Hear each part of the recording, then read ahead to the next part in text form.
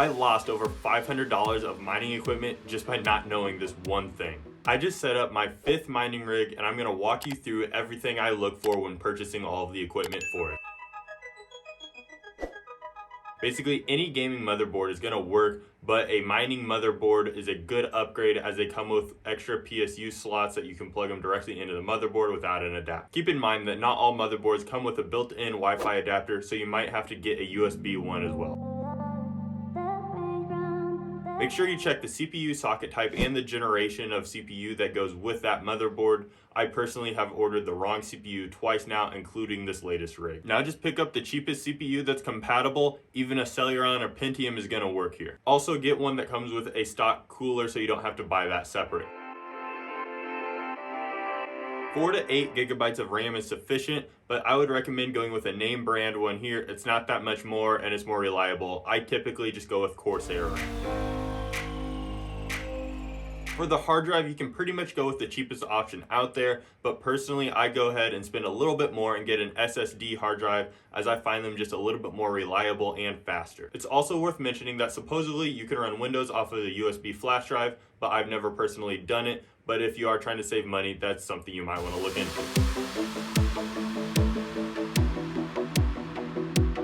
For PCIe risers, you basically want to get the cheapest ones you can find. They typically come in packages of 6 and come from China, so it'll typically take about a month to come in. Now here's the important part. They come with a 6-pin to SATA cable power adapter that powers the riser to the PSU.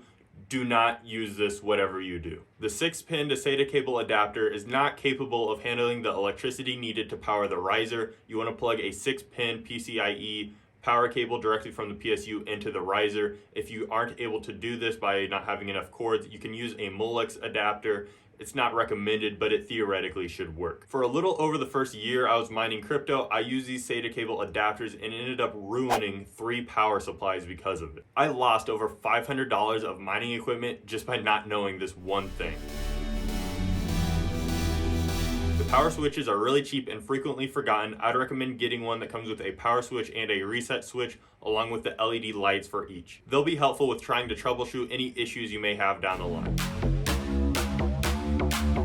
The GPUs are the one thing that are actually going to determine how much you're making every day, so this is where you're going to want to spend your most money. The best and most profitable GPU is going to fluctuate day to day depending on the price of the GPUs that you can get them at. So your best bet is going to be to get one of the newest and most expensive GPUs on the market, as they will typically make the most. A few decent examples of the NVIDIA cards are the 1660 Ti, which is what I just ordered, the 2060 and the 2060 Super, the 2080, 2080 Ti, and 2080 Super, and then the 3060, 70, 80, and 90 if you can find them. Please note that for the 30 series, there's LHR version, which stands for low hash rate. This means that they are not going to be as profitable for mining, and so you want to avoid those and get the non-LHR version. You can check the current approximate profitability through NiceHash's profitability calculator.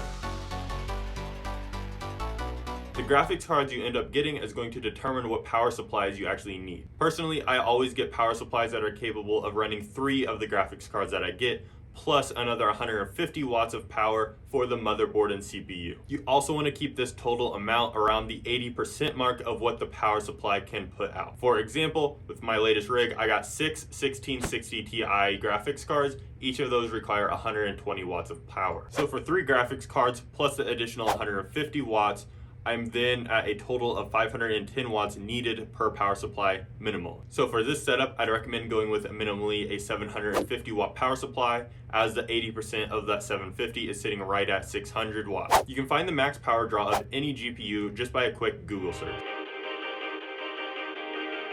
The one thing left from here is the rig frame, which is going to house and store all of your mining equipment. There are some metal frames to purchase online. However, personally, I just build my own frames out of plywood and I have not had any issues thus far.